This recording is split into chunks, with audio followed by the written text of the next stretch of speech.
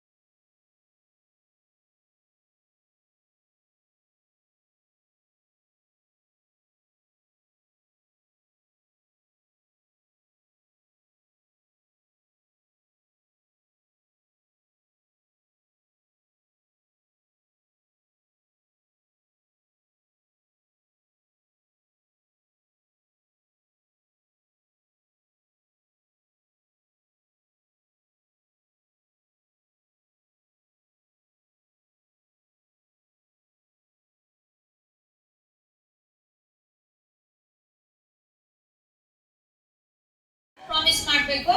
ಕೈ ತೆಗಿಸಿ. ನಾವ್ ಯಾರು ಜಂಕ್ ಫುಡ್ ತಿನ್ನಲ್ಲ, ಹೊರಗಡೆದೆಲ್ಲ ತಿನ್ನೋದಿಲ್ಲ. ಏನಿದ್ರು ಸ್ಕೂಲಲ್ಲಿ ಕೊಟ್ಟಿದ್ದು, ಮನೇಲಿ ಕೊಟ್ಟಿದ್ದು ತಿಂದು, ಸ್ಕೂಲಲ್ಲಿ ಪಾಠ ಮಾಡಿದ್ದನ್ನ ಚೆನ್ನಾಗಿ ಓದಿ ದೊಡ್ಡ ವ್ಯಕ್ತಿಗಳು ಹಾಕಿ ನಿಮ್ ಮುಂದೆ ಬರ್ತೀವಿ ಅಂತ. ಓಕೆನಾ? ಅವಾಗ ಸರ್ ಅಷ್ಟು ದೂರದಿಂದ ಬಂದು ಅವ್ರ ಕೆಲ್ಸನೆಲ್ಲ ಬಿಟ್ಟು ನಿಮ್ ಹತ್ರ ಬಂದು ಸ್ಪಂದಿಸಿದ್ದಕ್ಕೂ ಸಾರ್ಥಕ ಆಗುತ್ತೆ. ಹೌದಲ್ವಾ?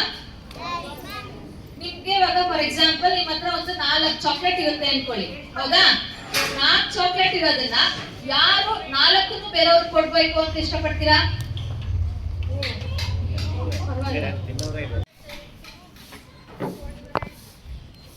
ಇಂದಿನ ಈ ಕಾರ್ಯಕ್ರಮದಲ್ಲಿ ನೇಸರ ಚಾರಿಟಬಲ್ ಟ್ರಸ್ಟ್ ವತಿಯಿಂದ ನಮ್ಮೆಲ್ಲರಿಗೂ ಒಂದು ಕಾಣಿಕೆಯಾಗಿ ದಿನನಿತ್ಯದ ಬಳಕೆಯ ಬಟ್ಟೆ ಮತ್ತು ಲೋಟಗಳನ್ನು ಈ ವಿತರಣಾ ಕಾರ್ಯಕ್ರಮದಲ್ಲಿ ನಾನು ಭಾಗಿಯಾಗಿರೋದಕ್ಕೆ ಬಹಳ ಸಂತೋಷ ಪಡ್ತೇನೆ. ನಾವು ನಮ್ಮೂರು ಸೀಮಿತವಾಗಿ, ನನ್ನ ಶಾಲೆ ಅಂತ ಸೀಮಿತವಾಗಿ ನಾನು ಮಾಡ್ತಾ ಇದ್ದೇನೆ, ನನ್ನ ಕೈಯಲ್ಲಾದ ಒಂದು ಸಹಾಯವನ್ನು ಶಾಲೆಗೆ.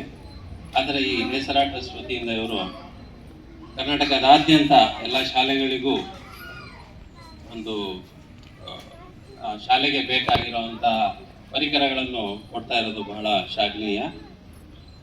ಅದು ಹಲವಾರು ವರ್ಷಗಳಿಂದ ಅವರು ಕೊಟ್ಕೊಂಡು ಬಂದಿದ್ದಾರೆ. ದೇವರು ಅವರಿಗೆ ಆರೋಗ್ಯವನ್ನು ಕೊಟ್ಟು ಈ ಸೇವೆಯನ್ನು ಮುಂದುವರಿಸೋದಕ್ಕೆ ಅವ್ರಿಗೆ ಶಕ್ತಿಯನ್ನು ತುಂಬಿ ಅಂತ ಈ ಕಾರ್ಯಕ್ರಮದಲ್ಲಿ ಕೇಳ್ಕೊಳ್ತಾ, ನಮ್ಮೆಲ್ಲ ಪುಟಾಣಿಗಳಿಗೆ ಇದೇ ರೀತಿ ನಿಮಗೆ ಸಹಾಯ ಹಸ್ತ ನೀಡೋರು ಭಾಳಷ್ಟು ಜನ ಇರ್ತಾರೆ.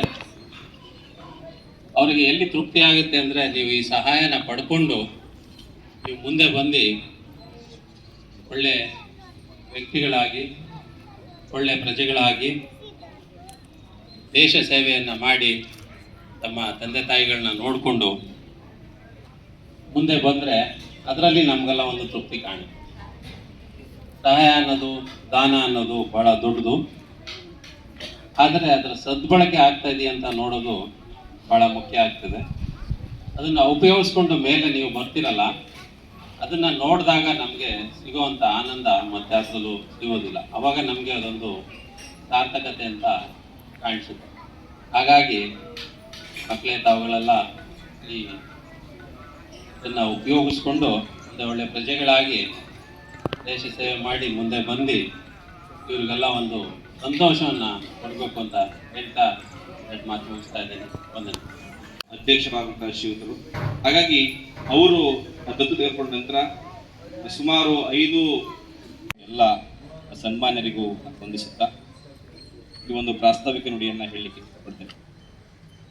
ಬಂಧುಗಳೇ, 2021-22ನೇ ಸಾಲಿನ ಅಂತ್ಯದಲ್ಲಿ ಸರ್ಕಾರಿ ಹಿರಿಯ ಪ್ರಾಥಮಿಕ ಶಾಲೆ ಪಿಡಬ್ಲ್ಯೂಡಿ ಕಾಲೋನಿಯ ಶಾಲೆ 60 ಮಕ್ಕಳನ್ನ ಹೊಂದಿರುವಂಥ ಶಾಲೆಯಾಗಿದೆ.